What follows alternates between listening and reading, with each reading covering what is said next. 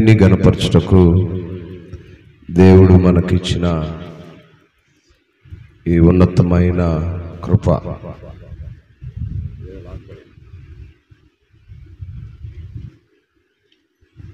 ఈ ఉన్నతమైన కృపలో ఆయన గణపరుస్తున్నప్పుడు మనము చదివిన 103వ కీర్తన ఏం తెలియజేస్తుందంటే, ఆయన మన ఎడల కలిగి ఉన్న అపారమైన ప్రేమకు, ఉపకారాలకు మనం ఆయనకి ఏమి చెల్లిస్తున్నాం, ఆయన మన నుంచి ఏమి కోరుకుంటున్నాడు అనేటువంటి అంశంతో కూడిన ఈ 103వ కీర్తనను మనము ధ్యానము చేసుకోబోతున్నాం. మంచిది, కీర్తన పాడుకుందాము.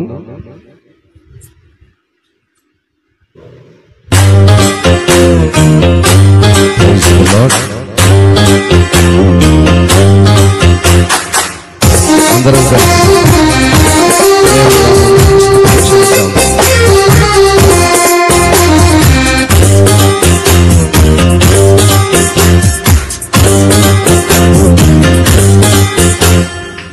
దేవ సంస్తుతి చేయవే మనసా, శ్రీమంతుడగు యెహోవా సంస్తుతి చేయవే మనసా. దేవ సంస్తుతి చేయు మానా, జీవమా యెహోవా దేవుని పావనానా మమ్ము ముంచుమా. నాయంతరంగములో వసించు నో సమస్తమా.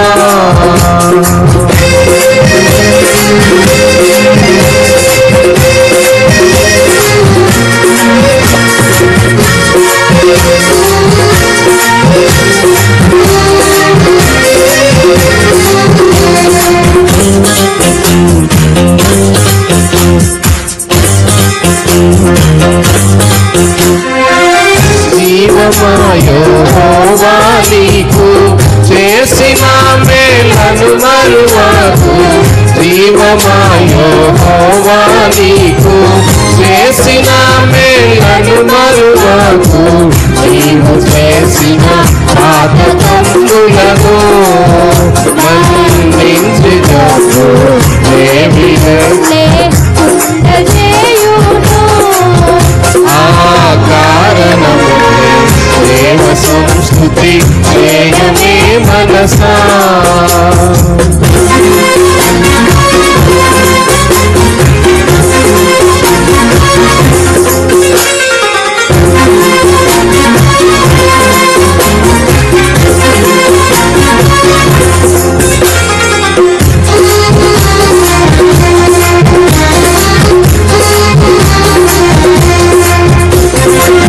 సాగుగోతి నుండి నిన్ను లేవనెత్తి దయను కృపను. సాగుగోతి నుండి నిన్ను లేవనెత్తి దయను కృపను. జీవ కిరీటముగా వేయుము నీ శిరస్సు మీద, జీవ కిరీటముగా వేయుము. ఆ కారణముకే దేవ సంస్తుతి చేయవే మనసా.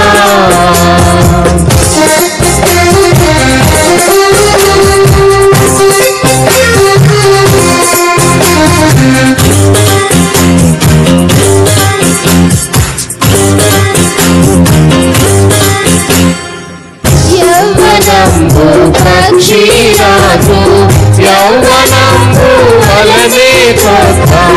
యౌవనంబు పక్షిరాజు, యౌవనంబు వలనే కొత్త. యౌవనంపై వెలయునట్లుగా నీవు భావమును సంతుష్టపరచుదుగా. ఆ కారణముకే దేవ సంస్తుతి చేయవే మనసా.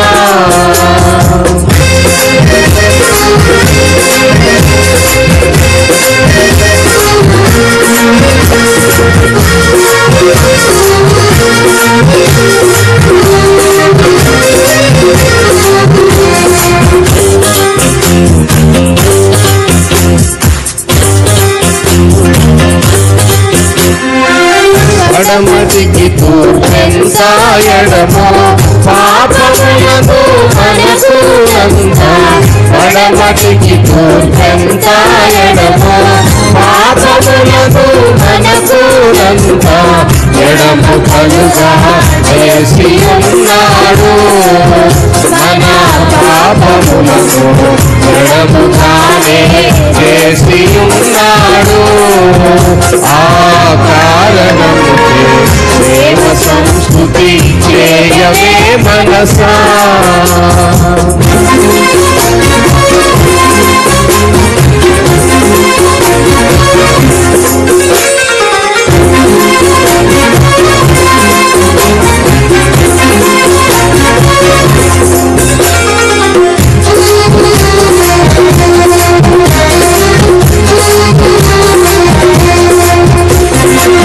కొడుకులపై తండ్రి జాలి పడు విధముగా భక్తి పరుల కొడుకులపై తండ్రి జాలి పడు విధముగా భక్తి పరుల ఎడల జాలి పడును దేవుడు తన భక్తి పరుల ఎడల జాలి పడును దేవుడు ఆ కారణముకే దేవ సంస్కృతి చేయవే మనసా దేవ సంస్కృతి చేయవే మనసా దేవ సంస్కృతి చేయు మాన జీవనాయో హోవా దేవుని పావనానా కరుణించుమా నాయంతరంగము యోగసించు నో సమస్తమా కారణముచే దేవ సంస్కృతి చేయవే మనసా. మంచిది. ఆంధ్ర క్రైస్తవ కీర్తనలోని మంచి ఉన్నతమైన చక్కని కీర్తనను మనము పాడి దేవుని నామానికి ఘనత మహిమ ప్రభావాలు ఆరోపించుకొని ఉన్నాం. మరి ఈనాటి వాక్య భాగము కూడా దాదాపుగా ఈ పాటకు సమీపంలో ఉన్నటువంటి కీర్తనగా కూడా మనము ఈరోజు ధ్యానం చేయవచ్చు. ఈ 103వ కీర్తన యొక్క సారాంశం ఏమనగా దేవుని యొక్క ఉపకారాలు. దేవుని ఉపకారాలు ఏంటి? దేవుడు మనపై కలిగి ఉన్నటువంటి అతృష్ణ ఏంటి? ఆయన మనపై కలిగి ఉన్న విధానము, మన ప్రాణాలు ఆయన గురించి మాట్లాడవలసిన సంగతులను కీర్తనకారుడు రాశాడు. గడిచిన వారము దేవుని యొక్క సంవత్సరములు, ఆయన దినములు, ఆయన మన ఎడల కలిగి ఉన్న ఉద్దేశాలు, కీర్తనకారుడి యొక్క అనుభవాలను మనము జాగ్రత్తగా నేర్చుకుంటూ వస్తున్నాం. పైన వారము చదివిన ధ్యానంలో 102వ కీర్తనలో 22వ వాక్యము చాలా చక్కని మాట.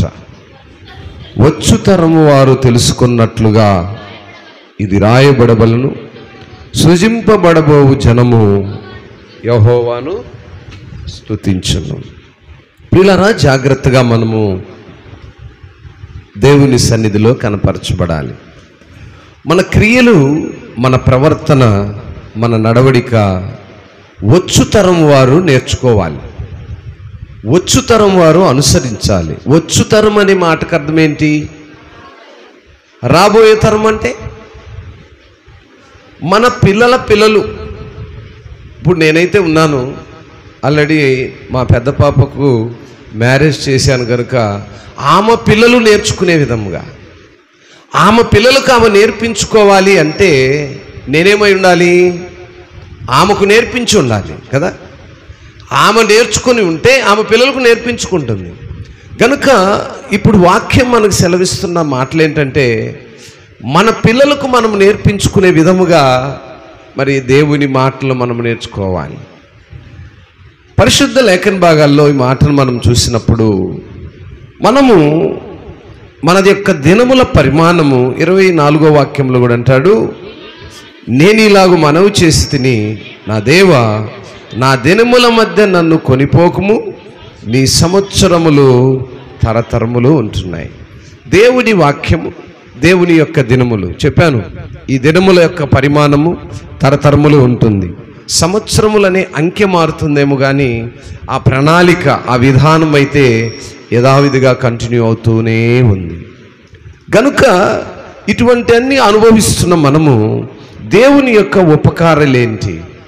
మరి 103వ కీర్తన ఎప్పుడు మనం ధ్యానం చేస్తుంటాం. ఇది దాదాపుగా ఒక 5-6 వాక్యాలు కంటత వాక్యాలుగా కూడా మనం చదువుతుంటాం. ఎందుకంటే ప్రతి సేవకుడు దాదాపుగా కృతజ్ఞత కూడికనగానే ముందు చదివిస్తుంటాడు. ఏమా సండే స్కూల్ పిల్లలు కూడా దాదాపుగా ఈ మాట కంటత వాక్యంగా ఉంటుంది. ఈ మాటను మరి కీర్తనకారుడు ఏ ఉద్దేశంతో పలికాడనే విషయాన్ని మనం గమనిస్తే మొదటి వాక్యం అంటుంది, నా ప్రాణమా యెహోవాను సన్నుతించుము, నా అంతరంగమునున్న సమస్తమా ఆయన పరిశుద్ధ నామమును సన్నుతించుము. O my soul and all that within me bless his holy name. దేవుని యొక్క పరిశుద్ధ నామం. దేవుడు అనే మాట పరిశుద్ధమైన మాట. ఆ మాటను ఉచ్చరిస్తున్నప్పుడు లేదా ఆ మాటను మనం పలుకుతున్నప్పుడు అంతరంగంలో ఉన్న సమస్తమైన ప్రతి అవయవం, మనం అనుకుంటుంటాము మాట్లాడేది నా నోరు మాత్రమే మాట్లాడుతుంది, నా నోరు మాత్రమే దేవునితో మాట్లాడుతుంది. మరి అంతరంగంలో ఉన్న సమస్తం అన్నాడు. సమస్తం అంటే ఇంకేమేమి ఉన్నాయి? ఏమండి, మనుషులు ఏమేమి ఉన్నాయి? అంతరంగంలో ఏముంది? హృదయం ఉంది, మనస్సు ఉంది. ఆ లోపల ఉన్న ప్రతి అవయవం కూడా ఆయనతో మాట్లాడుతుందట. కీర్తనకారుడు తన ప్రాణానికి చెప్తున్నాడు. మన ప్రాణంతో ఎప్పుడైనా చెప్పుకున్నామా? మన ప్రాణంతో కాదు, మనతో మనమే చెప్పుకోము. కానీ కీర్తనకారుడు తన ప్రాణాన్ని చెప్తున్నాడు, నా ప్రాణమా యెహోవాను సన్నుతించు. సన్నుతించు అనే మాటకు అర్థము స్తుతించటము లేదా కీర్తించటము. ఆయన సన్నుతించు అంటే ఆయన్ని స్తుతించు, కీర్తించు, ఘనపరచు. ప్రాణంతో చెప్తూ ఉన్నాడు. మనం మన ప్రాణాలతో మాట్లాడుకోవాలి. నేను ఎప్పుడు ప్రతిరోజు మాట్లాడుకుంటాను. నా ప్రతి అవసరతను, ప్రతి అక్కరను నాలో నేనే మాట్లాడుకుంటుంటాను. మా పిల్లలు చూసి అంటాడు, డాడీ ఎందు లోపల మాట్లాడుకుంటున్నాడు. ఆయనే మాట్లాడుకుంటున్నాడు. ప్రాణంతో మనం మాట్లాడుకోవాలి. కీర్తనకారుడు తన ప్రాణంతో ఏం మాట్లాడుతుందంటే దేవుణ్ణి స్తుతించమని అడుగుతున్నాడు. ఆ హృదయము లేదా ఆ మనస్సు అనేది ఎప్పుడైతే ఆయన వైపు మరల్చబడుతూ ఉందో, ఆయనను స్తుతించడానికి, కీర్తించడానికి మిగిలిన ప్రతి అవయవము ముందుకు వెళ్తుందని ఉద్దేశమేమో. కనుకనే ఆయన అంటున్నాడు, నా ప్రాణమా యెహోవాను సన్నుతించుము. అంటే ఈ మాట ఏంటంటే ఆయన నమ్మిన ప్రజలకు దేవుడు దయచేసిన మేళ్ల కొరకు, దీవెనల కొరకు కృతజ్ఞతలు, స్తుతిని తెలియజేస్తూ ఉంది. ఇంకా చెప్పాలంటే మన ఎడల దేవుని మంచితనాన్ని మనం ఎప్పుడు మర్చిపోకూడదు. లేక పరిశుద్ధాత్మ ద్వారా మన మీద కృమ్మరించిన ఆయన దీవెనలకు కృతజ్ఞతలు తెలియచేయకుండా ఉండకూడదు అనే మాట ఈ మాట ద్వారా అర్థమవుతూ వ్యక్తపరచబడుతూ ఉంది. గనుక మన యొక్క ప్రాణం ఏం చేస్తుందంటే ఆయన్ను సన్నుతించాలి. రెండో మాట అంటాడు, bless the Lord O my soul and forget not all his benefits. ఆయన వలన మనము పొందుకున్న ఉపకారాలను మనం ఎప్పుడు మరవకూడదు. చాలామంది కుటుంబాల్లో కొన్ని పరిస్థితులు చూసినప్పుడు కొన్ని సందర్భాల్లో చాలా బాధాకరంగా ఉంటుంది. మొన్నటి దినమున లాస్ట్ ఫ్రైడే అనుకుంటాను, ఫ్రైడేనా, మన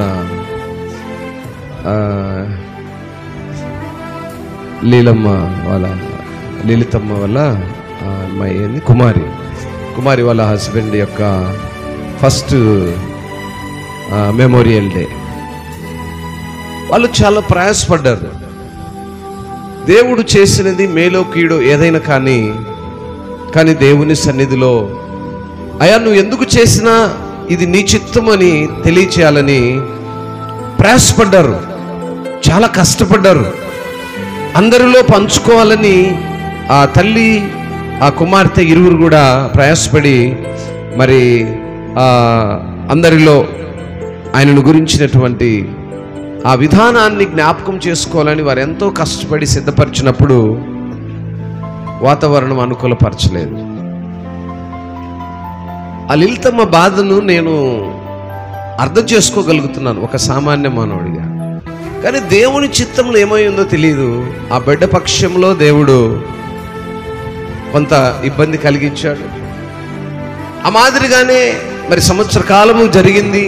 దేవుడు ఎందుకు ఇలా చేసినప్పటికీ ఇది సంఘములోను మరి ఆ సమాజములోను ఆయన సన్నిధానములోను సేవకుల మధ్యలోను ఆ కుమారుని జ్ఞాపకం చేసుకోవాలని వారు ఆశపడిన ఆ పరిస్థితి కూడా అనుకూలించలేదు. ఇప్పుడు నేను పాస్టర్మ వచ్చాము, 6:30 కల్లా వచ్చాము.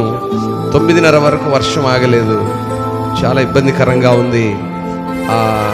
వారిరువురు తల్లి ఆ లలితమ్మ కుమారి ఇరువురు కూడా వచ్చారు. ఆ తల్లి బాధను నేను అర్థం చేసుకోగలుగుతున్నాను. దేవుని ఉద్దేశంలో ఏమైందో నాకు తెలియదు, కానీ ఆ కుటుంబంలో పరిస్థితులు, బిడ్డల యొక్క మరి మానసిక స్థితి. ఎందుకు ఈ మాటను జ్ఞాపకం చేస్తున్నానంటే కుటుంబాల్లో ఆయన చేసిన మేలులు మరి ఇది మేలా కీడా అని మనం ఎంచుకున్నప్పుడు మన యొక్క మానవ స్థితి లేదా మనుషులుగా మనం ఆలోచించే విధానం అయితే మనకు చాలా బాధాకరమైన పరిస్థితి. కానీ దేవుని చిత్తంలో ఏమైందో మనమైతే ఎరిగి ఉండలేదు. అరిరువురు కూడా కనీసం ఈ కార్యక్రమాన్ని కూడా మేము సంఘములో పంచుకోలేకపోయామే అనే ఒక చిన్న వ్యధ నా మనసును కూడా చాలా బాధ కలిగించింది. కానీ మనము దేనిని ఇలా అని చెప్పటానికి అర్హులము కాము. అలాంటి స్థితిలో ఉండి కూడా వాళ్ళు దేవుని స్తుతించడానికి వచ్చారు. సమస్తము సమృద్ధి కలిగిన మనం మాత్రం దేవుని దగ్గర రాలేకపోతున్నాం. అన్నీ ఉన్నప్పుడే దేవుని దగ్గరికి రాలేని నీవు నీలో ఏదైనా కొదువగలిగినప్పుడు దేవుని దగ్గరికి రాగలవా? ఇంపాసిబుల్. అది ఇంకా లోతైన కారణం. లలితమ్మ చాలా భక్తిగల జీవితాన్ని ప్రారంభించింది. పిల్లలు, కుటుంబంలో ఉన్నటువంటి అనానుకూల పరిస్థితులు, జరిగిన కొన్ని ఊహించని సంఘటనలు ఆమెలో చాలా లోతైన బాధను మిగిల్చున్నాయి. ఆమె ఎప్పుడూ అంటుండేది, ఏది సార్ మా కుటుంబంలో నా పక్షంలో దేవుడు ఎందుకు ఇలా చేస్తున్నాడు అనే ప్రశ్న కంటిన్యూ అవుతుంది. బట్ దాన్ని మనం ఏమాత్రము ఇలా అని చెప్పుటకు అర్హులం కాము. ఎనీహౌ కీర్తనకారుడు తన యొక్క ప్రాణముతో మాట్లాడుతూ ఆయన చేసిన ఉపకారాలన్నిటిని బట్టి దేనిని మరవకూడదని చెప్తున్నాడు. దేనిని మరవకూడదని మనం అనుకున్నప్పుడు ఉపకారాలు అనే విషయాన్ని చూస్తే కేవలం మేలు జరిగిన విషయాలే అని అనుకుంటే అది చాలా తప్పే. ఉపకారాలే మాటకు అర్థాన్ని మనం గమనిస్తే పరిశుద్ధ లేఖనాలు చెప్పే మాట ఏంటంటే మేలైనా కీడైనా అది ఉపకారమే. మంచి జరిగితేనే, నాకు మంచి కుమారునిస్తేనే, నాకు మంచి భర్తనిస్తేనే, నా కుటుంబంలో ఎల్లప్పుడూ మేలు కార్యాలు జరిగితేనే ఉపకారం అనుకుంటే అది మనము సహజమైన మనుషుల్లో ఉన్నటువంటి లక్షణం. దైవిక స్థితి కలిగిన మనము కీడైనా మేలుగా వెంచాల్సినటువంటి ఆ ఆత్మస్థైర్యం కావాలి. అది చాలా కష్టమే. బట్ కావాలి. వాక్యం మనము నేర్పిస్తున్న పాఠం అదే. మనము ఏ స్థితిలో ఉన్నానో, అది మేలైనను కీడైనను, దేవుణ్ణి మరవకుండా ఉండాలి. ఆమె ఎప్పుడు, నాకు ఈ సందర్భాన్ని చదువుతున్నప్పుడు ఆమె గుర్తొచ్చింది. ఆమె ఎప్పుడు రోధిస్తూ మాట్లాడే మాట ఏంటంటే, ఈ మాట చెప్తుంది, ఏమని దేవుణ్ణి నేను స్తుతించాలి సార్, నా కుటుంబంలో ఇంతటి బాధను కలిగించింది. ప్రపంచంలో ఆమె మాత్రమే కాదు, అనేక మంది కుటుంబాలు ఇలాంటి పరిస్థితులు ఉన్నాయి. మన కళ్ళ ముందు కనిపిస్తుంది. మన కళ్ళ ముందు ఆ మాత్రమే, చాలా మంది యవన బిడ్డలు ఇలాంటి స్థితిలోనే ఉన్నారు. ఎందుకు ఉన్నారు అని ప్రశ్నించడానికి కానీ సమాధానం చెప్పడానికి కానీ మనం అర్హులం కాము. దేవుని చిత్తంలో ఆమె యొక్క జీవన విధానము ఆయన అలా రాసుకున్నాడు కనుక దాన్ని మనం వివరించడానికి కానీ ఇది అని చెప్పటానికి కానీ ఏమాత్రము అర్హత లేని వారము పక్కగా మాటను చెప్పగలం. కానీ ఒక కీడు జరిగినప్పుడే లేదా ఒక బాధ కలిగిన పరిస్థితి వచ్చినప్పుడే చాలా ఓర్పుతో ఉండాలి. అదే ఉపకారము అంటే. ఉపకారం అంటే ఎల్లప్పుడూ మనము మేలు పొందుకొని ఉంటేనే అది ఉపకారం అని అంటే మనము మేలుల కొరకు మాత్రం ఎదురు చూసేవారం అవుతాం. 103వ కీర్తనలో చక్క మాట అంటాడు, ఆయన నీ దోషములన్నిటినీ క్షమించువాడు, నీ సంకటములన్నిటినీ కుదుర్చువాడు, సమాధిలో నుండి నీ ప్రాణమును విమోచించుచున్నాడు, కరుణా కటాక్షములను నీకు కిరీటముగా ఉంచుచున్నాడు. సమాధిలోనికి వెళ్ళిన తర్వాత ప్రాణానికి విమోచన ఏముంటుంది ఆలోచించండి. సమాధిలోనికి వెళ్ళిన తర్వాత ప్రాణానికి విమోచన ఉంటుందట. జాగ్రత్తగా మాటను ఆలకించండి. సహజముగా మనము గమనిస్తే ప్రాణం పోతేనే మరణము. ఆ ప్రాణం ఎప్పుడైతే పోతుందో మరణము, ఆ మరణమైనదేనే సమాధిలోకి వెళ్తాం. కానీ సమాధిలోకి వెళ్ళిన తర్వాత విమోచన ఉంటుంది. అదే ఉపకారము. దేవుడు చేసిన ఉపకారం ఏంటంటే సమాధిలో కూడా నిన్ను విమోచిస్తూ ఉన్నాడు. మరణము తర్వాత విమోచన ఉంటుంది. ఎంత లోతుగా ఉందండి మాట. కీర్తనకారుడు ఎంత లోతుగా ఆలోచించి ఆయన ఉపకారాలను మనకు తెలియజేస్తున్నాడు.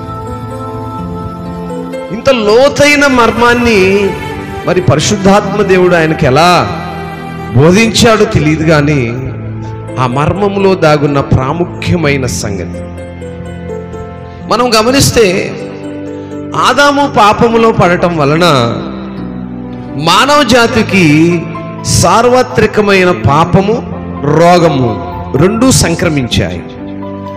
మరణానుభవంలోని కూడా అదే నడిపించింది. అది మనం ఎప్పుడు తెలుసుకుంటుంటాం. మరణం అనేది మనకు ఎక్కడి నుంచి ప్రారంభమైందంటే ఆదాము దగ్గర నుంచే ప్రారంభమైంది. ఆదాము ఎప్పుడైతే పాపములో పడిపోయి ఉన్నాడో, దేవుని ఆజ్ఞను అతిక్రమించాడో, మరణము, పాపము, రోగము మూడు సంక్రమించాయి. లేకపోతే మనం బాగుండే వాళ్ళమండి. మనకు రోగాలు ఉండేవి కావు, పాపం ఉండేది కాదు, మరణం అంతకన్నా ఉండేది కాదు. ఆదాము ఎప్పుడైతే లోకం వైపు తొంగి చూశాడో ఇవి మూడు కూడా మనకి సంక్రమించడం జరిగింది. దానికి వ్యతిరేకంగా దేవుడు తన ప్రజలకిచ్చిన దీవెనలు లేదా ప్రజలపై కలిగున్న ఆ విధానాన్ని కీర్తనకారుడు ఈ రీతిగా తెలియజేస్తున్నాడు.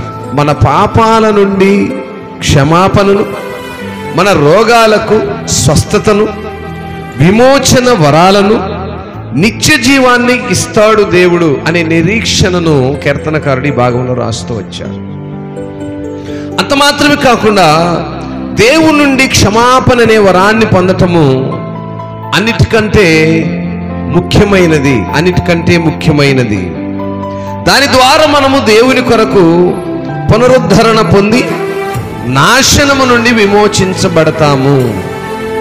అనే విషయాలను ఈ భాగం అంతా మనకు తెలియజేస్తున్నాడు. అందుకే అన్నాడు, సమాధిలో నుండి నీ ప్రాణమును విమోచించుచున్నాడు, కరుణా కటాక్షములను నీకు కిరీటముగా ఉంచాడు.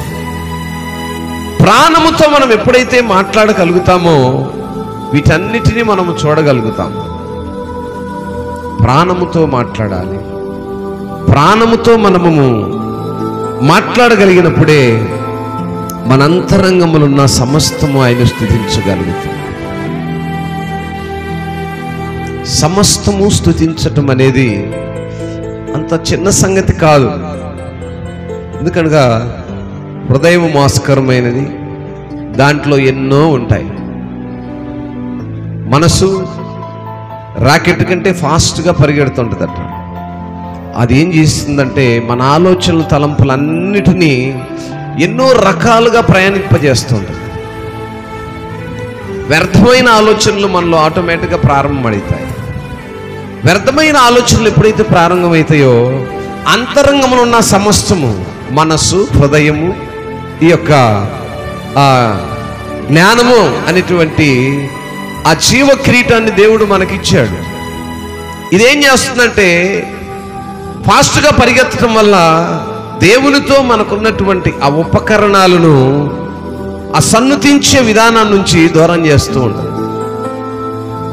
దాన్ని బట్టే కీర్తనకారుడు మరి 113వ కీర్తనలో చక్కగా అంటాడు. 113 కాదమ్మా, 103వ కీర్తనలో 13వ వాక్యం, తండ్రి తన కుమారుల ఎడల జాలిపడినట్లు యెహోవా తన యందు భయభక్తులు గల వారి ఎడల జాలిపడును. As a father shows compassion to his children, so that Lord shows compassion to those who fear him. తండ్రి ఏ రీతిగా తన బిడల ఎడల జాలి కలిగిన వాడుగా ఉంటాడో, దేవుని యందు భయభక్తులు గల వారి ఎడల దేవుడు జాలి పడతాడు. తండ్రి మనస్సు కలిగినటువంటి వాడు పరమున్నటువంటి తండ్రి. అయితే మనకొచ్చే ఈ పరిస్థితిని, మనకు కలిగినటువంటి ఈ యొక్క ఇబ్బందిని మనము ఓర్చుకునేవారుగా లేదా భరించేవారుగా ఉండాలి.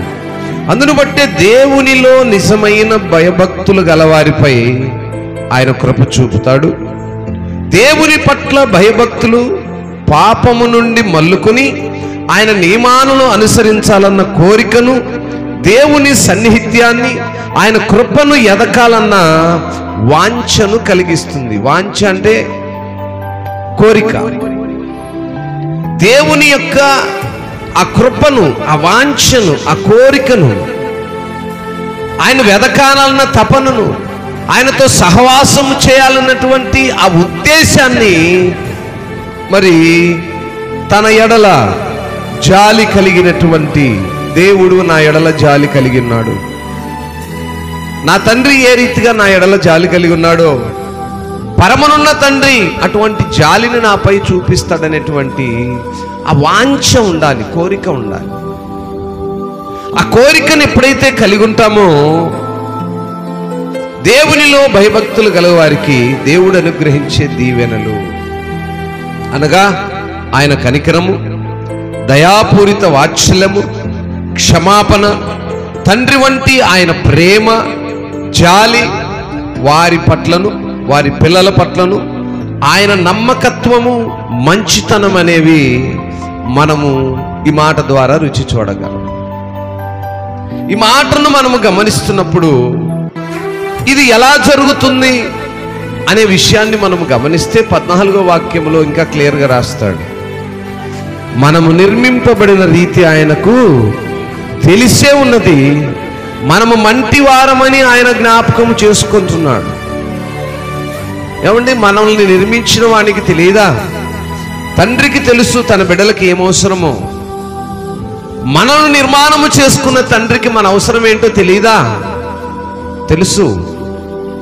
ఈరోజు మరి చాలామంది మరి ముఖ్యముగా ఈ మాసములోనే చాలామంది మన యొక్క సంఘ బిడ్డలు మరి అస్వస్థతతో ఉన్నటువంటి వారు ఉన్నారు. యోహాన్ అయితేమి, గాలే గారు అయితేమి, మరి సాలయ్య గారు అయితేమి, అచ్చయ్య గారు అయితేమి, ఇలా మరి ఎస్ఐ గారు, వీరందరూ కూడా దాదాపు వృద్ధాప్యంకు సమీపించినటువంటి వారు. ఒక్క యోహాను మాత్రమే యవ్వన కాలంలో ఉన్నటువంటి వాడు. వీరందరూ కూడా దేవుని చిత్తములో వారి యొక్క ఆయుష్కాలమును, నాకు తెలిసి వీరందరూ కూడా 60-70 సంవత్సరాలు సమీపంలో ఉన్న వాళ్ళే. ఒక యోహాను ఉంటాడేమో ఒక 40 సంవత్సరాలు పై మాట. నేడు దిన మనం మాట్లాడాను, ఏంటయ్యా ఎట్లా ఉంది పరిస్థితి అని. ఇప్పటికైతే ఏమీ మార్పు కనిపించలేదు సార్, ప్రయత్నిస్తున్నారు డాక్టర్స్ అని తనే మాట్లాడారు.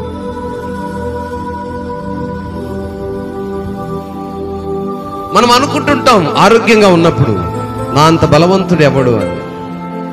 ఎవరిచ్చారు ఆరోగ్యాన్ని? ఆరోగ్యంతో ఉన్నప్పుడు మనం జ్ఞాపకం చేసుకోం. ఆరోగ్యం క్షీణించినప్పుడు ఆలోచన చేస్తాం, నా స్థితి ఏంటి? అప్పుడు ఎంత పాపికైనా, ఏ రోజు మందిరం వైపు చూడని వాడైనా తన మనస్సు అప్పుడు మాట్లాడుతూ ఉంటుంది. అప్పుడు మాట్లాడుతూ ఉంటుంది, దేవా నాకు ఆరోగ్యం నీవు. ప్రాణం అప్పుడు మాట్లాడుద్దండి. ప్రాణం ఆరోగ్యంగా ఉన్నప్పుడు మాట్లాడదు. ప్రాణం అన్ని కలిగి ఉన్నప్పుడు మాట్లాడదు. రోగము వచ్చినప్పుడు, బాధ కలిగినప్పుడు, శ్రమలు కలిగినప్పుడు ప్రాణం మాట్లాడుతూ, వారు వృద్ధులైనను, యవనులైనను, ధనవంతుడైనను, బలవంతుడైనను. కీర్తనకారుడి ప్రాణం మాట్లాడుతుంది, అయ్యా నువ్వు చేసిన ఉపకారాలను బట్టి నేను దేన్ని మర్చిపోను, ఎందుకంటే నన్ను నిర్మించిన వాడవు నీవు, నా అంతరంగమున్న సమస్తమును ఎరిగిన వాడవు నీవు. అందును బట్టే నీవు నిర్మించినప్పుడు మేము మంటివారమని జ్ఞాపకం చేసుకున్న వాడవు నువ్వు. మనమైతే మర్చిపోతుంటాం, ఎందుకనగా మన ఆయుష్ ఎక్కువ దినం కావాలని కోరుకుంటుంటాం కనుక. దేవుడు ఆయుష్ కాలానికి కటాఫ్ కూడా ఇచ్చేసాడు కదా. మనిషిని యొక్క ఆయుష్ కాలానికి కటాఫ్ దినం ఇచ్చేశాడు. 70 లేదా 80 సంవత్సరాలు. ఈ 60-70 సంవత్సరాలు దాటిన తర్వాత బ్రతికే దినాలన్నీ కూడా ఆయాసకరమైనవి అంటాడు. సో దేవుడు మనకిచ్చిన ఆయుష్ కూడా మనకు ముందే తెలుసు. దట్ సేమ్ టైం నువ్వు 60 అయినా 70 అయినా 80 అయినా ఆ తర్వాత నువ్వు మరలా మంటికి చేరవలసిందని కూడా చెప్పేశాడు. మనం లక్ష్య పెట్టని వారముగా ఉంటూ ఇంకా మన దినాలు పొడిగించబడాలని ప్రయాసపడుతూ ఉంటాం. చాలా మందిని గమనించండి, ఆ 60-70 సంవత్సరములు దాటిన వారి దినములు చాలా ఆయాస్కరంగా ఉంటూనే ఉంటాయి. అది దేవుని మాట. దేవుడు మనిషికి ఇచ్చిన ఆయుష్కాలపు దినాలు, వాటిని ఎరిగిన మనము దేవుని చిత్తానికి ఎదురు చూడాలి. నైనా నువ్వు ఇచ్చిన ఆయుష్కాలము ముగించబడింది, నీ చిత్తమైతే నన్ను తీసుకో, నీ చిత్తంలో లేకపోతే నా ఉద్దేశం, నా యొక్క స్థితి, నా ఆరోగ్య పరిస్థితి ఏంటి అని అడిగేటువంటి ఆ స్థితిలో ఉండాలి. ఎందుకంటే యవ్వనంలో కానీ నడిప్రాయంలో కానీ దేవుని సన్నిధికి నడవకపోతే దేవుని మాటలేంటో, మనల్ని దేవుడు ఎందుకు నిర్మించుకున్నాడో, ఎలా నిర్మించుకున్నాడో, ఆయన ఉద్దేశంలో మనం ఏమై ఉన్నామో తెలుసుకోలేని స్థితిలో ఉంటాం. తెలుసుకుంటే చింతపడక్కర్లేదని నేను అంటున్నాను. 70-80 సంవత్సరంలో ఆయుష్కాలం కలిగినటువంటి వృద్ధుల యొక్క స్థితిని బట్టి దేవుని చిత్తము ఇంతవరకు ఇచ్చాడు, స్తోత్రం. అంతే, ఇంతవరకు ఆయన ఇచ్చిన ఆరోగ్యాన్ని బట్టి స్తోత్రం. యవన కాలంలో ఉన్నటువంటి వారు శరీర బలహీనతలు ఉన్నారా? ఇప్పుడు ఊరుకుని దేవుని దగ్గర మీ పాస్టర్ గారు అడగాల్సింది, నీ అంతరంగములో నుంచి అడుగు. యోహానుకు నేను అదే చెప్పాను, నువ్వు ప్రార్థన చేసుకో. నీ అంతరంగంలో నుంచి దేవుని అడుగు, ప్రభువా మరి ఇన్ని దినాలు తెలుసుకోలేకపోయానేమో, నేను యవ్వన కాలంలో ఉన్నాను, చంటి బిడ్డలు కలిగి ఉన్నారు, కాబట్టి నువ్విచ్చే ఆరోగ్యాన్ని బట్టి నేను నా బిడ్డలతో మరి కొన్ని దినములు గడిపే ఆయుష్ నాకు దయచేయి. నా శరీరంలో ఉన్న బలహీనత ఏంటో డాక్టర్లు ఎరుగలేకున్నారు. మరి గవర్నమెంట్ హాస్పిటల్కి వెళ్తే నీకు ఏ ప్రాబ్లం లేదు, లివర్ అంతా బాగానే ఉందన్నారు. మరి బాగుంటే ఎందుకు బాడీ స్థితి కంట్రోల్కి రాలేదు? అంటే ఏదో లోపం ఉంది.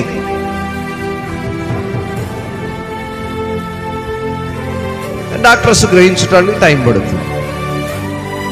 ఏమో దేవుని కను దృష్టి నీపై ఉండి నీ ప్రార్థన బట్టి దేవుడు నీకు ఆరోగ్యం స్వస్థతనిస్తాడేమో, కనుక ప్రార్థన చేసుకో అని చెప్పాను. మన స్వప్రార్థన కంటే కూడా ఎవరు చేసిన ప్రార్థన వలన కూడా ప్రయోజనం ఉంటుంది. ఎందుకనగా నీ పాపకు నువ్వే డైరెక్ట్గా దేవుని దగ్గర కడగమని అడగాలి. నీ పక్షమున నీ దాసుడు అడుగుతాడు, అది వేరే. కానీ నీ పక్షమున నీవే, నేను పాపినయ్యా, నా ఆరోగ్యం ఇలా క్షీణించింది, నాకు ఆరోగ్యాన్ని దయచేయని అడగలిగితే కరుణగల యేసయ్య చక్కగా కాపాడుతాడు, జ్ఞాపకం చేసుకుంటాడు. అవునా కదండి? హిజ్కియాను జ్ఞాపకం చేసుకున్నాడు కదా. యెషయా గ్రంథంలో మనం చూస్తాము. ఎక్కడ చూస్తాము?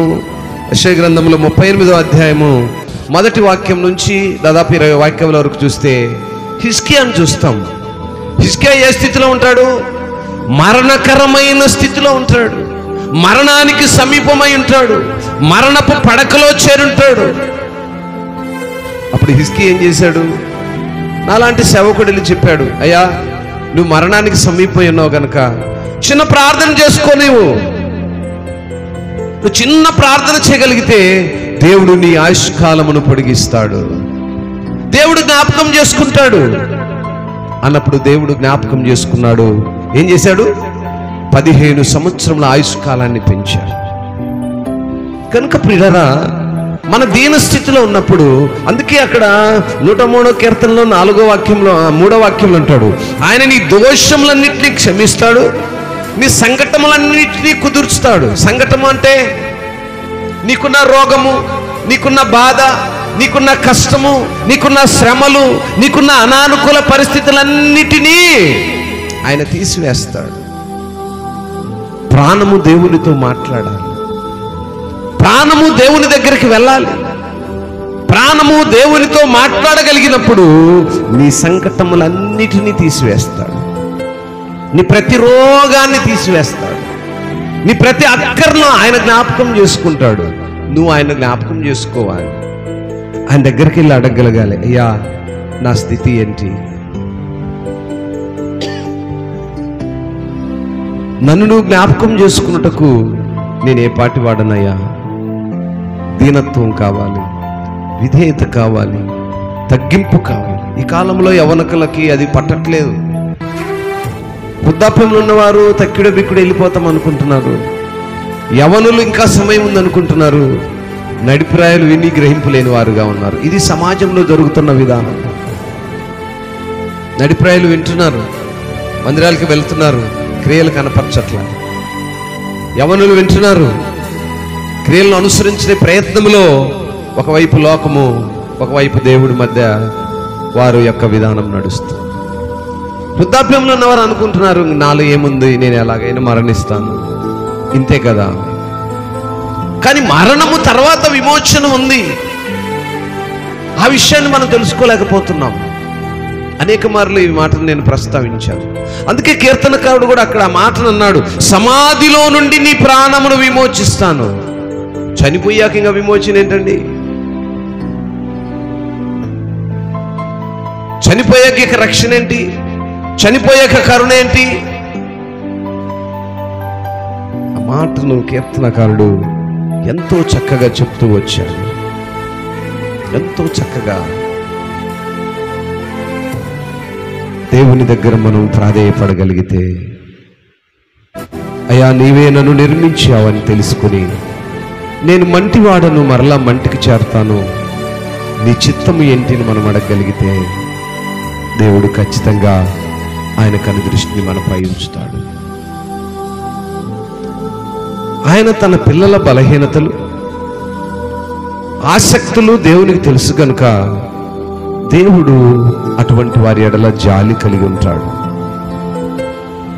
చివరికి ఆయనను వెంబడించే వారిలో శ్రేష్ఠులైన వారు కూడా ఆయన జాలి ఎంతో అవసరము అని ఎరిగి కూడా కొన్నిసార్లు దేవుని అడగలేకపోతుంటారు.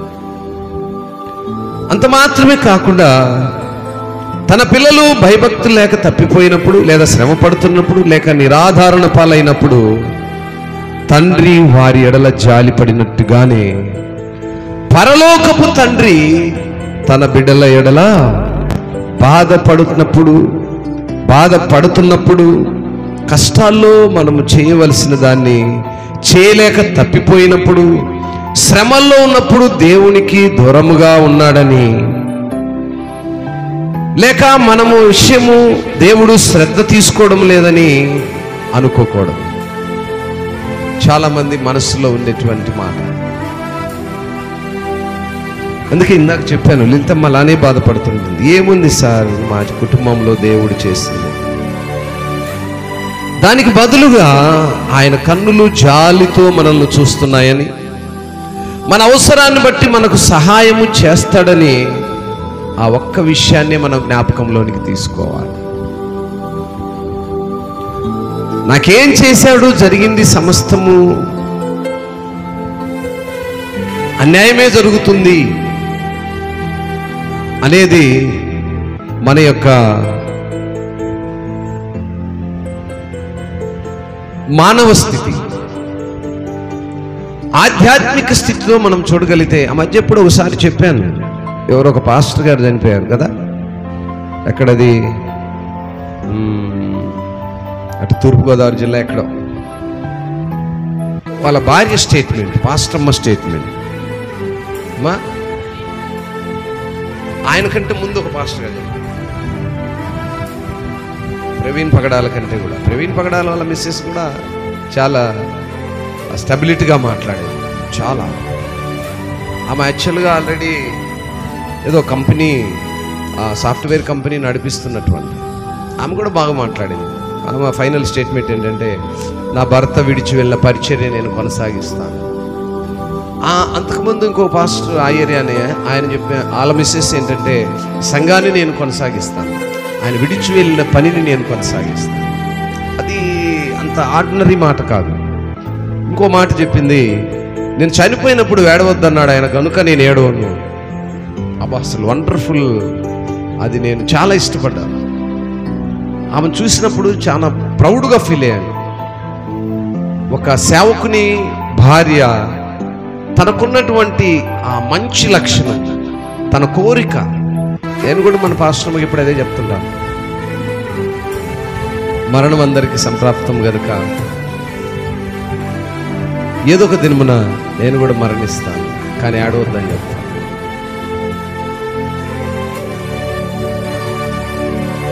అదో గుడ్ స్టెబిలిటీ, అదో మంచి నిరీక్షణ.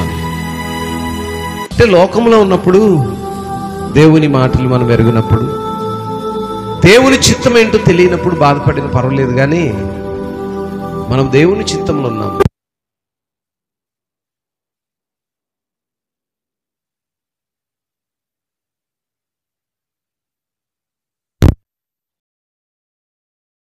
వాళ్ళ మిస్సెస్ మరి ఎస్ ఏమన్నా మరి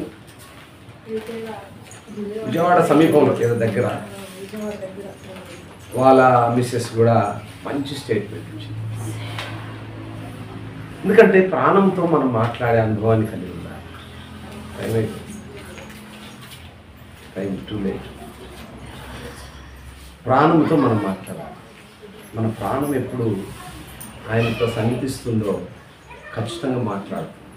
ప్రాణము మాట్లాడాలంటే మొదట దేవుని సన్నిధికి నడిచే అనుభవం ఉండాలి.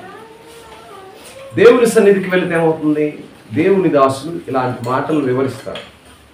పరిశుద్ధ గ్రంథం అందరిలో ఉంటుంది, కానీ ఎవరు చదివినా అర్థమవుతుంది.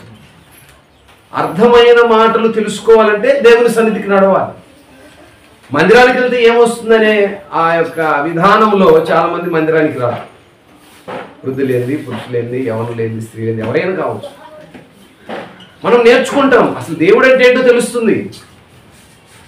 దేవునిలో ఉన్న లక్షణాలు ఏంటి, మనలో ఉన్నటువంటి ఆ యొక్క లోతైన విషయాలేంటి, దేవుని చిత్త ప్రకారం మనం నడుస్తున్నామా లేదా, ఎక్కడ మనం పడిపోయి ఉన్నాం అనే సంగతులు మనం నేర్చుకోగలుగుతాం. ఎంత గొప్ప నిరీక్షణ కదా. క్రైస్తవ పిల్లలు అటువంటి నిరీక్షణలో ముందుకు వెళ్ళాలి. దేవుడు మనకు నేర్పించే ప్రతి పాఠాన్ని మనం ముగింపు చేద్దాం. కరెంట్ కూడా ఇబ్బందికరంగా ఉంది కనుక ఒక మాటను మనము చదువుకొని ముగింపులోనికి తీసుకున్నాం.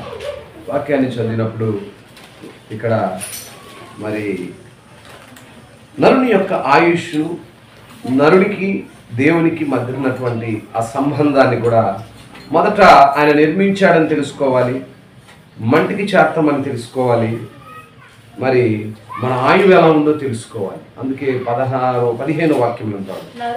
నరుని ఆయువు గడ్డి వలెనున్నది, అడవి పువ్వు పూయినట్లుగా పూస్తూ అది అడవి పూయినట్లు వాడు పూయును.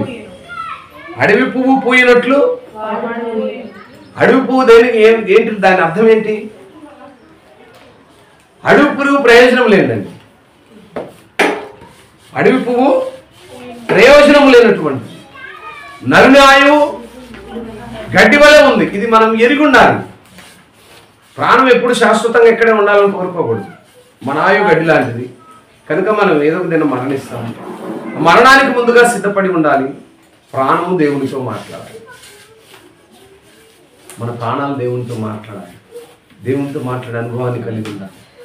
ఎవరి ప్రాణాలు దేవునితో మాట్లాడమంటే దేవుని సన్నిధికి నడవలేని వాళ్ళ ప్రాణాలు మాట్లాడవు. ఎందుకని? దేవునితో మాట్లాడాలనే విషయం వాళ్ళకి తెలియదు కనుక. తెలిసినా మనం కూడా మాట్లాడలేదు అనుకోండి, లోకంలో ఉన్న వారికి దేవుని సన్నిధిలో ఉన్న వారికి ఆ వేరియేషన్, ఆ డిఫరెన్స్ ఏముండదు.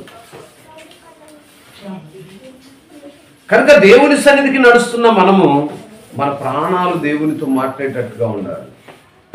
మనము నిర్మింపబడిన రీతి ఆయనకు ముందే తెలిసినది. For he knows our frame, he remembers that we are dust. ఎవరు నమ్మిక కలిగి ఉన్నారో ఆయన ముందే తెలుసుకొని ఉన్నాడు. ఎవరి ప్రాణం ఆయనతో మాట్లాడుతుందో మనం వాటిని గ్రహించే వారు ఉండాలి. We are dust. మనం వెతకాలి, మనం వెతికే వారంగా ఉండాలి. ఇంకో మాట అంటాడు, వీఆర్ డస్ట్. మనము మట్టి వంటి వారము, ధూళి లాంటి వారము. We are dust, we are dust. వెతికే వారంగా ఉండాలి, మట్టి వంటి వారం అని ఎరిగి ఉండాలి. అలా మన ప్రాణము మాట్లాడాలి. మన ప్రాణము దేవునితో మాట్లాడే అనుభవాన్ని కలిగి ఉండాలి. ఎన్నో విషయాలు మాట్లాడుతుంటాము, ఎంతో మందితో మాట్లాడుతుంటాము. అనవసరమైన విషయాలను మనము డిస్కస్ చేస్తుంటాం. వాటన్నిటికంటే కొద్ది నిమిషాలు దేవుడు మనకు 24 hours టైం ఇచ్చాడు. 12 hours పగలు, 12 hours నైట్ చేశాడు. ఈ 12 hours పగల్లో అట్లీస్ట్ నిద్రకు సమీపమయ్యే 5 minutes మోర్, 5 నిమిషాలు నా ప్రాణమా నేను ఆయనతో మాట్లాడాలని ఆశపడుతున్నాను. నా అంతరంగంలో ఉన్న సమస్తమా ఆయన చేసిన మేలు బట్టి నేను కృతజ్ఞతలు తెలియజేస్తాను. ఎందుకంటే ఆయన నన్ను నిర్మించుకున్నాడు, నా అవసరాలు తీరుస్తున్నాడు, నాకు ఆరోగ్యాన్ని ఇస్తున్నాడు. ఆయన చిత్తంలో నేనేమై ఉన్నానో గనుక ఆయన నేను జ్ఞాపకం చేసుకోవడానికి లోకము, ఈ శరీరంలో ఉన్న ప్రతి అవయవము ఆ మాటను పలకడానికి అడ్డురానిదిగా ఉండాలి అని అన్నాడు. నేర్చుకోవాలి. ఇన్ని దినాలు మనం నేర్చుకోలేదేమో బహుశా. ఎందుకంటే మనం నేర్చుకోకపోవడానికి కారణం తెలియదు కదా. ఇప్పుడు తెలుసుకున్నాం కనుక అవలంబించాలి, అనుసరించాలి. అని చిత్తానికి మనం తలంచేవారుగా ఉండాలి. దేవుని ఉపకారాలు ఆ రీతిగా ఉంటూ ఉన్నాయి. చివరి మాట 21వ వాక్యం, 22వ వాక్యం చూద్దాం. దేవుని సైన్యములారా, ఆయన చిత్తము నెరవేర్చు ఆయన పరిచారకులారా, మీరందరూ ఆయన సన్నిధించండి. మొదట ఆయన పరిచారకులు. మనం ఐఎమ్ ఆల్సో, మనమందరము పరిచారకులు. పరిచారకులు అనగానే దేవుని సన్నిధిలో సాపులేసి భోజనాలు వడ్డించి కసులు ఉడ్చేవాళ్ళని కాదు. ఆయన సన్నిధిని నడిచిన మనమందరము పరిచారకులు. ఆయన మాటలను వింటున్న మనమందరము పరిచారకులు. ఎందుకనగా ఆయన మాటలు విన్న మనము అనేక మంది అలా నడుచుకునే వారంగా నేర్పించాలి కనుక. పరిచర్య చేయడం అని అంటే ఆయన దగ్గర నేర్చుకున్న మాటలను అనేక మందికి మనం వాటిని నేర్పించాలి.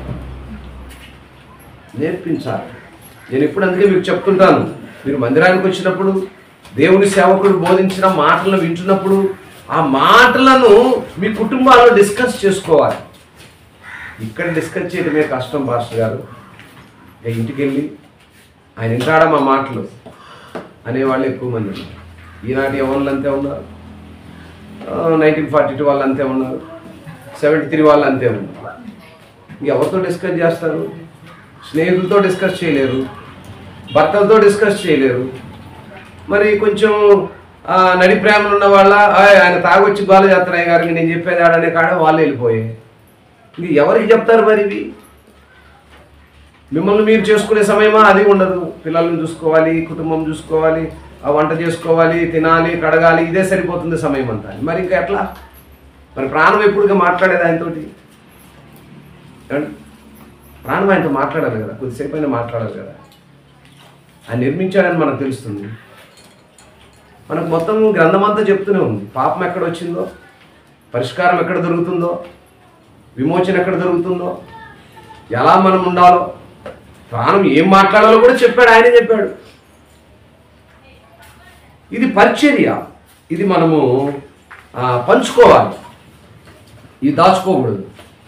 దేవుని మాటలు విన్నవి పంచుకోవాలి. దేవుని మాటలు ఏదైనా లోకల్ మాటలు ఉంటాయి, చిన్న చిన్న గొడవలు, చిన్న చిన్న మాటలు, అవి 100 మందితో పంచుకుంటారు. అది యూజ్ లేదండి. కుటుంబాల గొడవలు ఉంటాయి, 100 మందితో పంచుకుంటారు. పంచుకోకూడదు. కుటుంబాల సమస్యలు పక్కన వాళ్ళతో పంచుకోకూడదు. తెలుసా మీకు? కుటుంబంలో బాధలు పక్కన వాళ్ళతో పంచుకోవడం చులకన అవుతారు. పంచుకోకూడదు. కుటుంబంలో బాధ దేవునితో పంచుకోవాలి. అలాగా మన యొక్క పరిస్థితులు, మన అవసరతలు ముందుగా ఆయన ఎరుగున్నాడు కనుక ఆయన యొక్క ఉపకారం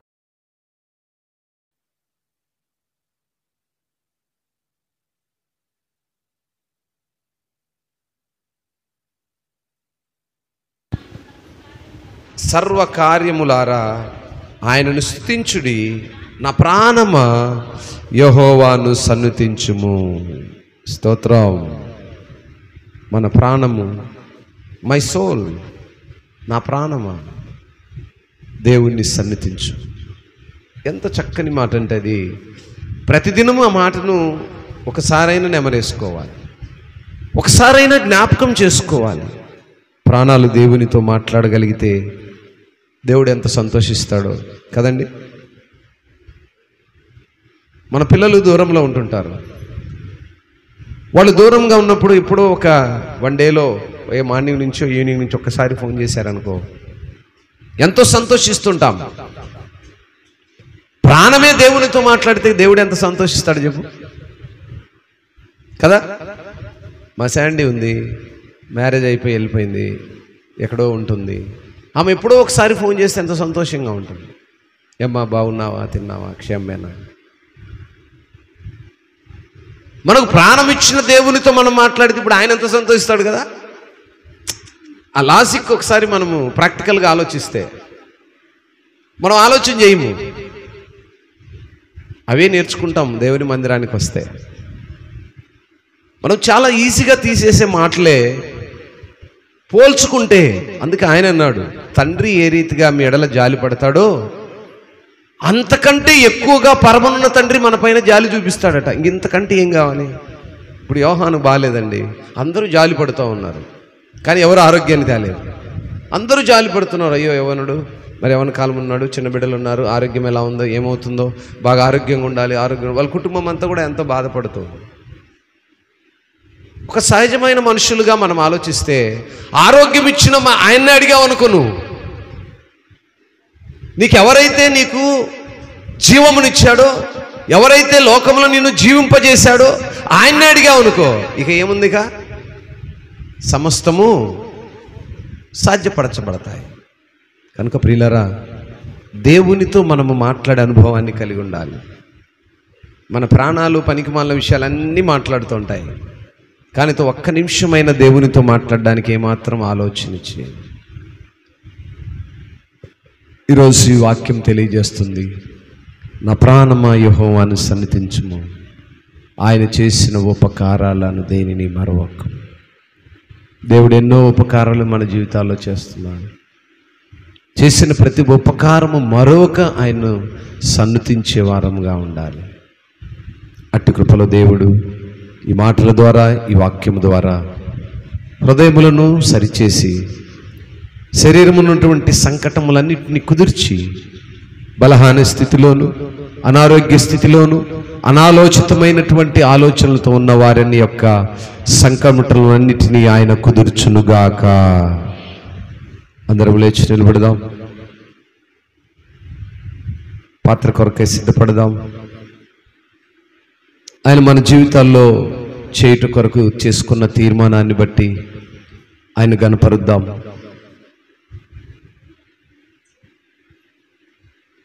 ఆయన మన యొక్క జీవితాలను ఏ విధానంలో సిద్ధపరచుకొని ఉన్నాడో, ఏ విధముగా ఆయన మనల్ని నిర్మాణము చేసుకుని మన యొక్క జీవిత విధానాలను ఆయన జీవ గ్రంథములో రాసుకొని ఉన్నాడో దేవుణ్ణి అడగాలి. కళ్ళు మూసి, అయ్యా నా ప్రాణం నీతో మాట్లాడాలని ఆశపడుతుంది. అందరూ కళ్ళు మూసి ఇంటికి వెళ్తే మీరు ఎలాగో అడగలేరు. ఇంటికి వెళ్తే కూర ఎంత అయిపోయింది, అన్నం ఎంత అయిపోయింది, ఏ డేక్ష గడగాలి, ఏ సెట్లో నీళ్లు పోయాలనే చూస్తుంటాం. మనపూర్వకంగా కళ్ళు మూసి ప్రాణంతో మాట్లాడు. నీ ప్రాణం ఒక్కసారి ఆయనతో మాట్లాడగలుగుతుంది. ఇన్ని దినములు నువ్వు మాట్లాడలేదేమో, ఇప్పుడు మాట్లాడు. అయ్యా ఇదిగో నా ప్రాణం నీతో మాట్లాడాలని ఆశపడుతుందయ్యా, నేను మాట్లాడుతూ ఉన్నాను. నా సంకటములన్నిటినీ నువ్వు కుదురుస్తావు కనుక నేను నీ సన్నిధానంలో ఉన్నానని ఆయన సన్నిధిస్తావా? ఆయనకి ఇస్తావా? ఆయన అడుగుతావా? కళ్ళు మూసిన అందరం కూడా ఆయన అడుగుదాం. నాయన నీ సన్నిధానంలో ఉన్నాను, నిన్ను స్తుతిస్తూ ఉన్నాను, నిన్ను ఘనపరుస్తూ ఉన్నాను, నిన్ను ఆరాధిస్తూ ఉన్నాను, నన్ను జ్ఞాపకం చేసుకోమని ఆయన అడుగుదాం. ఆయన అడగలిగితే ఆయన మన సంకటములన్నిటినీ కుదుర్చువాడై ప్రైజ్ గాడ్. అందరము కలిసి స్తోత్రం, praise Lord, praise Lord. Yes, సంతోషంగా ఉన్న వారందరూ కూడా సంతోషంగా దేవుని ఆరాధిద్దాం. నాయన నిన్ను ఆరాధిస్తున్నాను, నా ప్రాణం నీతో మాట్లాడాలని ఆశపడుతుందయ్యా. స్తోత్రం, సన్నిధించు, నా ప్రాణం ఆయన దగ్గరికి సన్నిధించు. ఆయన స్తుతించడానికి సహకరించని ప్రాణాన్ని అడుగు.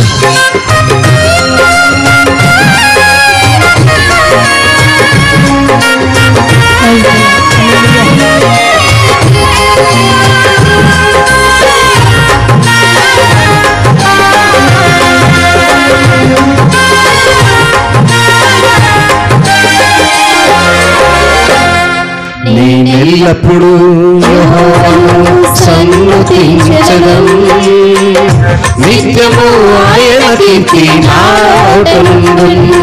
నేనెల్లప్పుడూ యెహోవాను సన్నుతించెదను, నిత్యము ఆయన కీర్తి నా నోట నుండును. అంతా నా మేలుకే, ఆరాధన యేసుకే, అంతా నా మంచికే, తన చిత్తములకు తల వంచితే, తన చిత్తములకు తల వంచితే, ఆరాధనాత్మను స్తుతించుట మానను, ఆరాధనాత్మను స్తుతించుట మానను, స్తుతించుట మానను. జరిగే సమస్తమును మన మేలుకే. తన చిత్తములకు మనం తల వంచితే, తన చిత్తములో మనం ఏమై ఉన్నామో, ఆ చిత్తములో మన పరిస్థితి ఏమైందో సమస్తము ఎరిగి ఉన్న ఆయన వైపు చూస్తున్నాడు. నా ప్రాణమా నీతో మాట్లాడిన ఆశపడుతున్నానయ్యా. నా అంతరంగ సమస్తమా నీవు చేసిన ఉపకారములను వేరిని మరొకటి నాకు నేర్పించయ్యా. స్తోత్రం.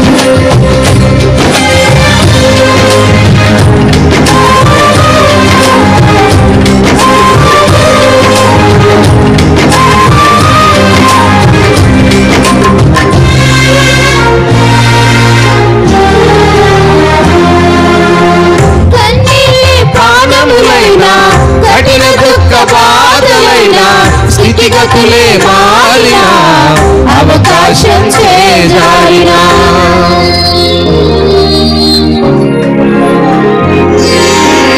కన్నీళ్ళే పానములైనా కఠిన దుఃఖ బాధలైనా స్థితిగతులే మారినా అవకాశం చేజారినా మారదు యేసు ప్రేమ నిత్యుడైన తండ్రి ప్రేమ.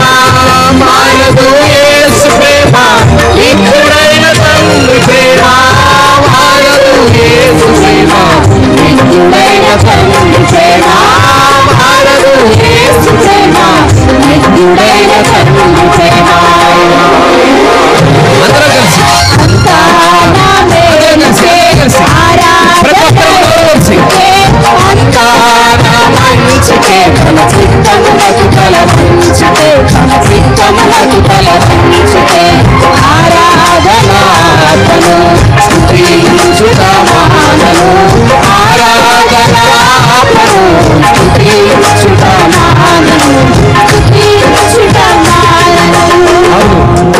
కఠినమైన దుఃఖమైనటువంటి బాధలు మనం ఉన్నప్పుడు, మన స్థితిగతులు ఊహించిన స్థితిలో మారినప్పుడు ఆయన నిత్యమైన ప్రేమ కొరకు మనం ఎదురు చూస్తే, ఆయన ఆరాధించే అనుభవంలో మనం ఉండగలిగితే మన స్థితిగతులు మార్చగలిగిన యేసును ఆరాధిస్తున్నాం. స్తోత్రం. yes Lord, నీవు సమస్తాలను సాధ్యం చేయగల దేవుడు అయ్యా. మా అనానుకూల పరిస్థితులను మార్చగల దేవుడు అయ్యా. మా స్థితిని నువ్వు చూస్తున్న దేవుడు అయ్యా. నీ ప్రేమ ఎన్నటికీ మారదు యేసు. ఆస్తులన్నీ కోల్పోయినా, కన్నవారు కనుమరుగైనా, ఊపిరే బరువైనా, అవునైనా మాకున్నటువంటి పరిస్థితులైనా భారమైన స్థితిలో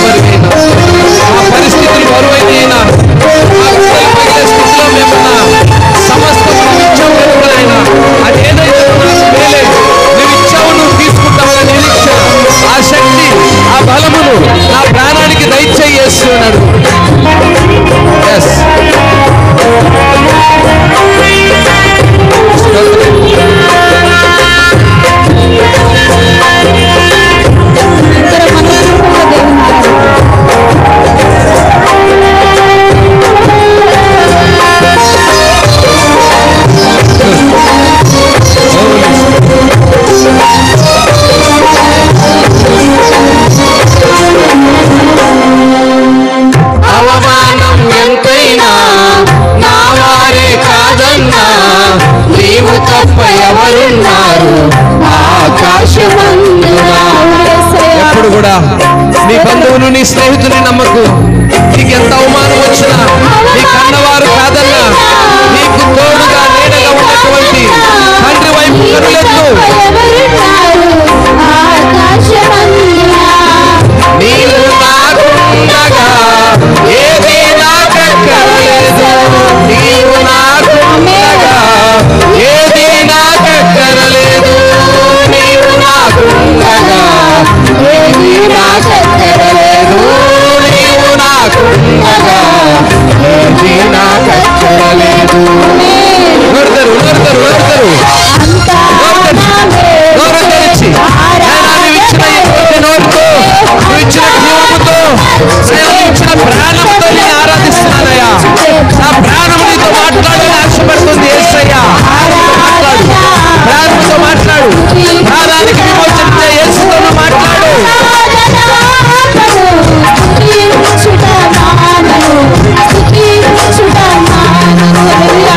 ఎస్ నాయనా, నువ్వు నాకున్నప్పుడు ఈ లోకంలో నాకేది అక్కర్లేదు యేసు.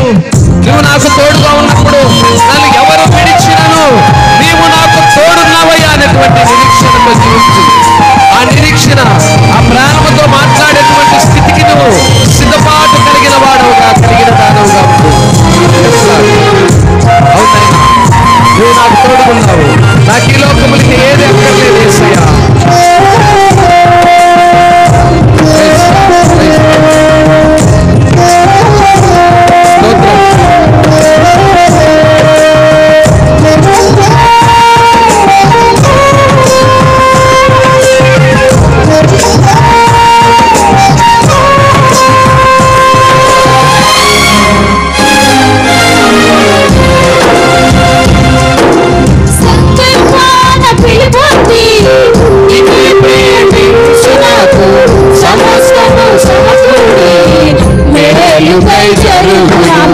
నాయనా, నీ సంకల్పంలో ఉన్నాయో, నువ్వు ప్రేమించి నాకు ఏమైతే సమకూర్చావో సమస్తము నా మేలు కొరకే.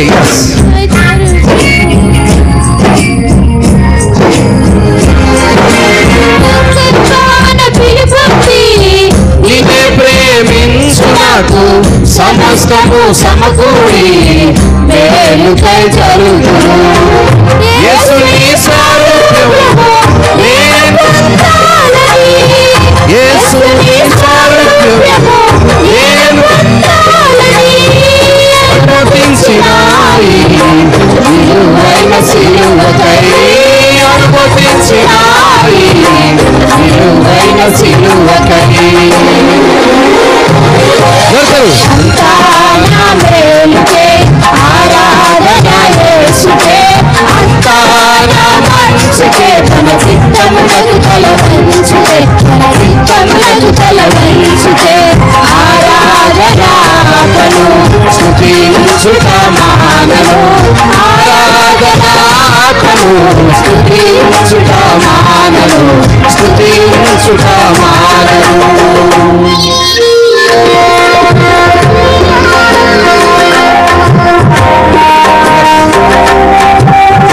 సంకల్పంలో నీవు ఇచ్చినటువంటి పిలుపులైనా నాయనా, నీ స్వారూప్యము నేను చూసే కృపను పొందేటువంటి విలువైనటువంటి ఈ సిలువలో ఖర్చిన రక్తము ద్వారా పొందుకున్నటువంటి కృపను నేను మరువని యేసు. ఇది నీ సంకల్పము.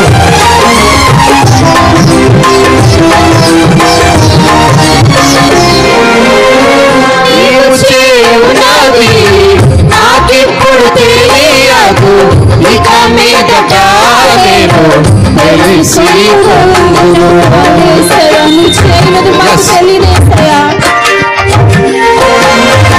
నీవు చేయునది నాకిప్పుడు తెలియదు, ఇక మీదట నేను తెలుసుకొందును. ప్రస్తుతము సమస్తము దుఃఖకరమే, ప్రస్తుతము సమస్తము దుఃఖకరమే. సమాధాన ఫలమే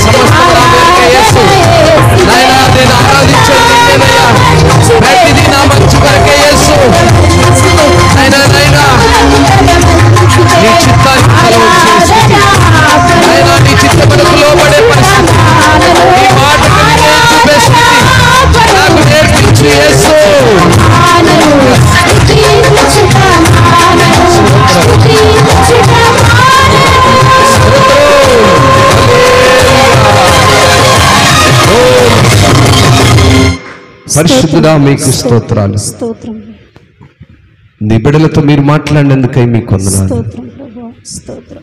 మా ఎడల నీ చిత్తమునైనా ఏమైందో బయలుపరచు దేవా, మీకు స్తోత్రాలు.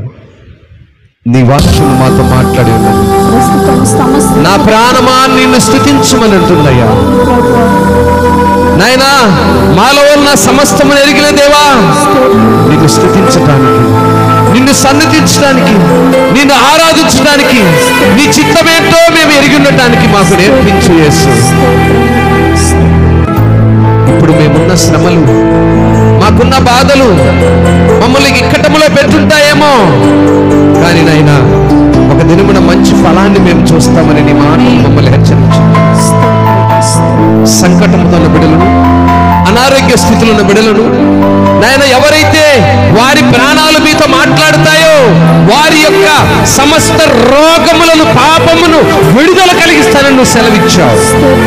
అట్టి మనస్సుతో మాట్లాడటానికి బలహీన స్థితిలో ఉన్న బిడ్డలు, నీ వైపు చూడని బిడ్డలు, నీ వైపు చూసి మాట్లాడే కృపనిమ్మని, మనసునిమ్మని, అంతరంగమంతా నీతో మాట్లాడేటువంటి విధానములోనికి నడిపించమని, ఆరాధించిన బిడ్డలందరినీ ఎత్తుపట్టమని. ఇంతవరకు నాయన మా పక్షము మీరుండి, ఇదిగో మీరు మాతో మాట్లాడిన ప్రతి వాక్కును బట్టి మా మనస్సు, మా హృదయము, మా అంతరంగము ఆ రీతిగా అనుసరించే కృపను దయచేయమని యేసయ్య ఘనమైన నామములో ఈ స్తుతి ఆరాధన మీకే సమర్పిస్తున్నాము తండ్రి. ఆమేన్. ఆమేన్.